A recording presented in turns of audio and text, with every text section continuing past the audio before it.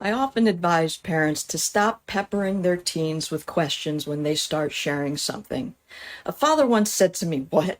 I'm not allowed to talk to my kid now?" Which is a fair enough statement, but having talked with countless teens and young adults over the years, I'm going to let you in on something. Our questions tend to get taken up as a demand for more, or a lack of trust, or just flat out missing the point. And just like any other relationship, parents and teens affect one another. It's a transaction, and as a result, we can actually do and say things that shut them down. For example, a common scenario would be the following. A teen is aware that their parent accuses them for never sharing what's going on, and so in the spirit of trying to talk more, they come home and tell their parent, "Oh, hey, I saw Juliana today, and she and Susie are planning on going to a concert next month." Now, the rest of the story is that Susie and Juliana had been fighting, causing tension in the larger friend group. But now that they're talking again, it's a relief to the teen because they'd been feeling like they had to pick a side. Now, in the meantime, on the parents' side, the parents thinking, "Who's Susie? See, this is just another example of how they don't tell me anything, and now they probably want to go to some concert, which is out of the question." And so the parent immediately asks, "Do I know Susie? Why haven't you told me about her before? And you're not going to any concert, just so you know." As the teen hears this and senses their parents' increased agita, the teen shuts down in anger, thinking there's no point in sharing anything. Either way, I'm screwed.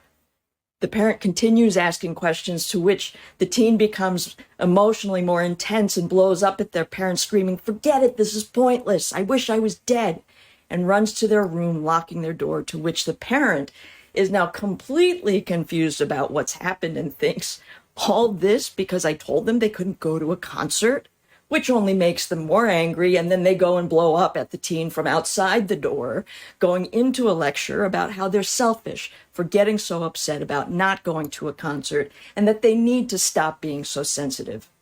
The teen gets more dysregulated with guilt and shame. And it's at this point where struggling adolescents can resort to self-injury, substance abuse, and other higher risk behaviors. And this is just one example of an infinite number of ways where parents trip on their own feet in their attempt to connect with their teens. A lot of times we want the rightness of our position to get our teens where we think they should be, when with practically any other problem in life, we more or less accept the fact that the end goal, along with the realities of any given moment, shape how we get to any objective. If your car is broken, you're not going to call a dentist.